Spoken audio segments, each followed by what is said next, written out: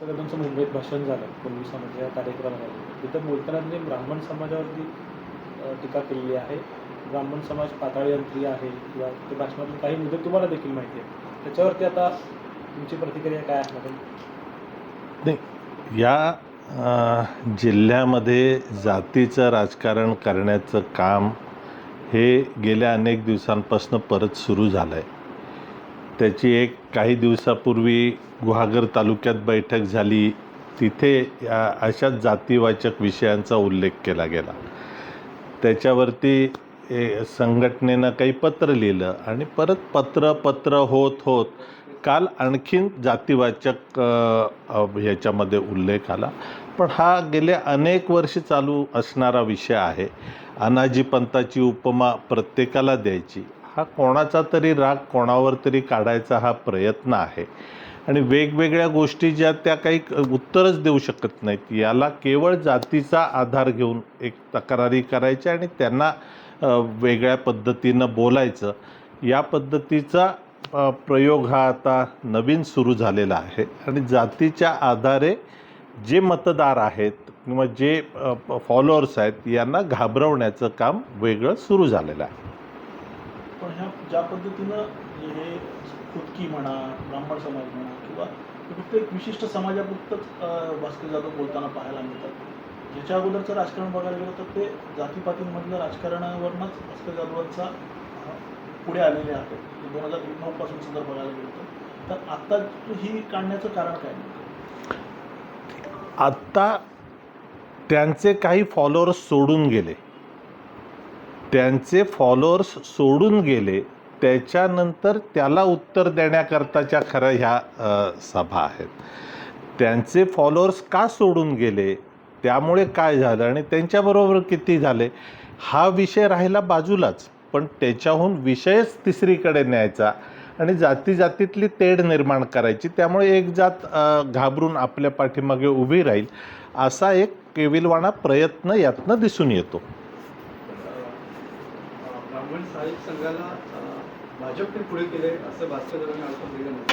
मुद्दा जी काही खोतीची नावं घेतली गेली ती केवळ ब्राह्मण समाजातल्या खोतांची नावं घेतली गेली. खोती काही फक्त एकट्या ब्राह्मण समाजातच आहे असं नाही, अन्य समाजातही खोती आहे. आणि अत्यंत चांगल्या प्रकारे रत्नागिरी जिल्ह्यातलं खोतीचं निर्मूलन झालं. त्यावेळी त्या जमिनी लोकांना दिल्या गेल्या. काही ठिकाणी डिस्प्यूट राहिले, तिथले कायद्यानं सुटले. त्यामुळे खोती हा विषय फार पुरातन काळी संपलेला आहे. पण तो नव्यानं उकरून काढून आपल्याला त्याच्यातनं स्वतःचं राजकीय स्वार्थ साधता येण्याचा प्रयत्न हा सुरू आहे.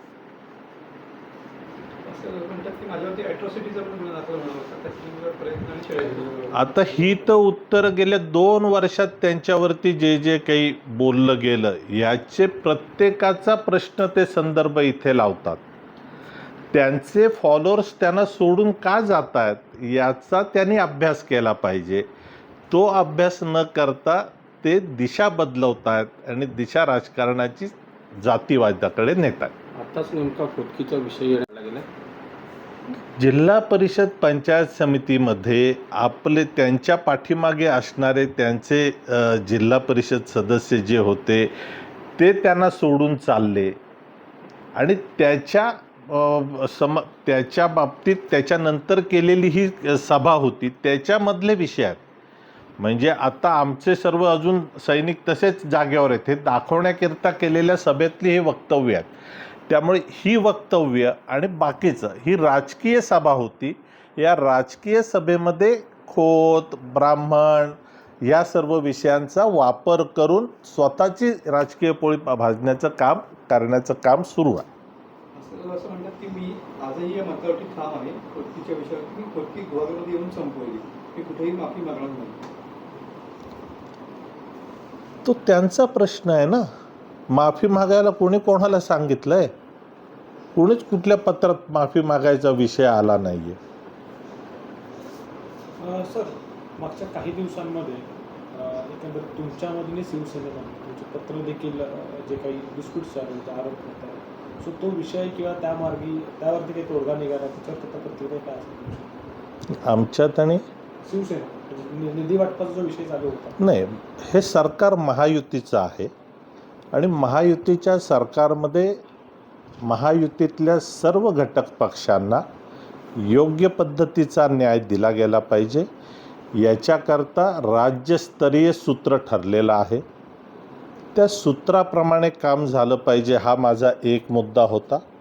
आणि दुसरा मुद्दा होता की जे प्रशासकीय अधिकारी आहेत, या प्रशासकीय अधिकाऱ्यांना माहिती असलं पाहिजे आपल्या कुठल्या तालुक्यात किती लोकसंख्या आहे, कुठल्या तालुक्यात कुठली पर्यटन स्थळं आहेत, ही त्यांना माहिती असली पाहिजे आणि निधीचा योग्य विनियोग झाला पाहिजे.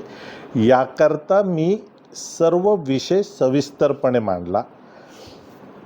त्याचा कोणाला राग आला, कोणाला चांगलं वाटलं आणि कोणाला हा एक अभ्यास भरपूर दिवसांनी असू शकतो हेही पटलं. त्यामुळे काही जणांनी अभ्यासही सुरू केला की आम्हाला निधी कसा मिळेल. साहेब, गुहागर विधानसभा मतदारसंघामध्ये भाजप वाढण्यापेक्षा शिवसेना शिंदेगड वाढताना दिसून येत आहे. राजकीय वर्तुळात अशी चर्चा आहे की शिवसेनेचा जिल्हा परिषदेला शिवसेनेला सर्वाधिक जागा महायुतीमध्ये देण्यात येतील. आपल्याला काय वाटतं? आता असं महायुतीचं वाटप होणार आहे ना, अजून तरी काही वेगवेगळं वाटप करायचं ठरलेलं नाही. त्यामुळे महायुतीचं वाटप होणार आहे. महायुतीचं वाटप झाल्यानंतर बघू.